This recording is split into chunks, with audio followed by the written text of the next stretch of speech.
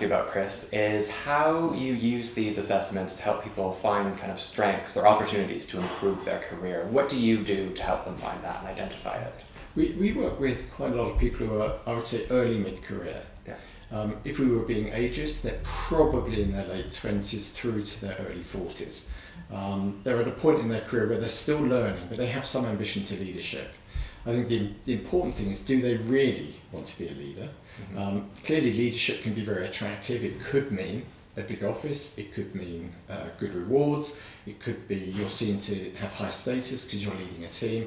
So people want it quite often. Well, the real question is, do they really want it? And that's some of the things we explore in coaching. What's their real motivation? And then secondly, do they have the characteristics that are really going to enable them to do a great job being a leader? Yeah. So, I mean, that's a really good point about leadership. Is that kind of seen as a traditional kind of route to success, and leadership equals success? But what about, do you coach people on other routes to success? Are there other ways of defining success, other types of achievement? Absolutely. I mean, we specialise, or we coach specialists who might be in compliance, they might be in HR, they might be in marketing, they could be in investment, and they're actually excellent at what they do. And in fact, one of the biggest mistakes in a career, if you're not really interested in leadership, is to pretend you're interested in leadership. There are opportunities for being very successful as a specialist in your chosen career. And often the characteristics of a great specialist are not the same characteristics as a great leader. And so it's important people understand that. And one of our roles as coaches is to give people choices and explore those choices.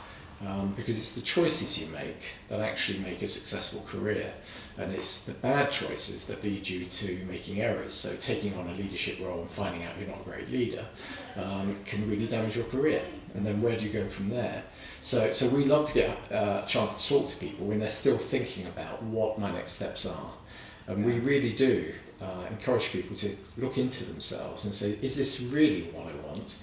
Or actually, is there another path for me? And that's important for the organisation too, because if somebody makes a choice to be a leader and actually is not cut out to be a leader, that's damaging for them and the organisation. Yeah. So that's a really interesting point. And I was wondering how you navigate some of those kind of topics. If someone has a profile that really doesn't match what they imagine their dream job to be, if there really isn't a lot of overlap and they're going to struggle to succeed in that, how do you broach the subject with them? How do you approach it in kind of a constructive way that they leave feeling more positive about their career? Well, that's interesting, because that's where psychometrics or data really help in the conversation. If somebody's low on empathy, if they are low on confidence, if they're high on anxiety, if they struggle with aspects of leadership, then they're not going to be able to be successful in that role. And so you put the data in front and you say, well, how's that worked for you in the past? How's that working for you now? Give me examples of where you've had leadership or where you've had issues that have not been successful for you. And you explore all of those things. The individual has to choose. I mean, I don't think it's ever for the coach to say, you're not going to make a leader in a month or Sundays. The individual's got to choose that. But I think as you explore the data, whatever that data is, you then have an opportunity to say, well, this is interesting. You have these characteristics, low ambiguity acceptance. The world of leadership is full of ambiguity. So how have you coped in the past with situations where it's not clear? And you then take the person through those examples, and they may actually reach their own conclusions. People are more self-aware than you would think, and people are more intuitive about where they will best fit. So I think once you've had those conversations based on the data, you actually get into a better place. I don't think it's our role to leave them feeling happy. People will form that view for themselves. Yeah. Do you have any examples, case studies? I don't want names, but of where those kind of conversations has led someone to be more successful in their career, or you've helped them find a really specific direction that is good for them? Or yeah, I've worked a lot with technology people, where they're great technologists, but they are less strong in terms of leadership and empathy. And those people, having gone through a coaching process, having used these pieces of information, whether it be HPTI, Hogan or other psychometrics, through that process they have made different choices. And often it's a leadership development process where we're involved, the line managers involved, the HR business partners involved, and between the four of us, that person has come to a conclusion, actually my best path for development is to go down this path, not to go down this path.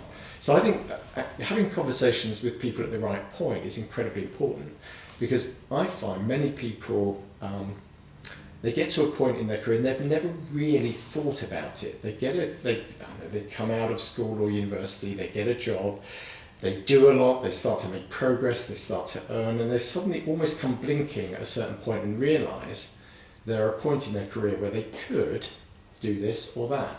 And they haven't thought about, people are often not very reflective about where their career is going. They hope that things are going to happen for them. Yeah. And so one of the things we find if you talk to mid-career people is give them an opportunity to see the data, hold up the mirror.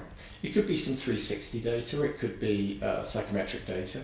And at that point, they step back and they can reflect and think, actually, that's where I should go, or maybe that's where I should go.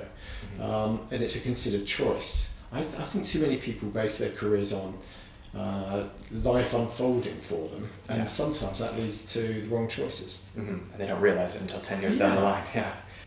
Yeah, so that's a really good point about different kind of trajectories of success, different career choices, and do you think there's more variety, more variation in how people define success or define it for themselves? I absolutely do.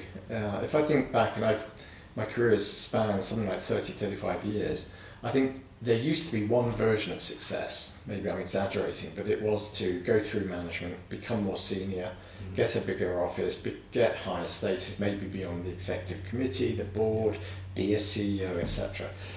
So success was defined as moving up the management tree. I'm seeing multiple ways of being successful, and so when we're coaching people who are beginning to make choices about their lives, there are more things open to them. Some people are choosing to set up their own business, some people write a book. For some people it's getting a balance between work and their personal life, and some people want the traditional route. So when you're exploring those things, the first question is, what is it they really want? And in fact, to go pursuing something you don't really want just because other people think you should do that probably isn't a good strategy. So we have very confidential conversations with people about the choices they want to make. If they want to be a leader, then here's some of the things you might need to know about yourself if you're going to be successful. And that's where some of the work we've done around performance, around high potential, using psychometrics can be very valuable.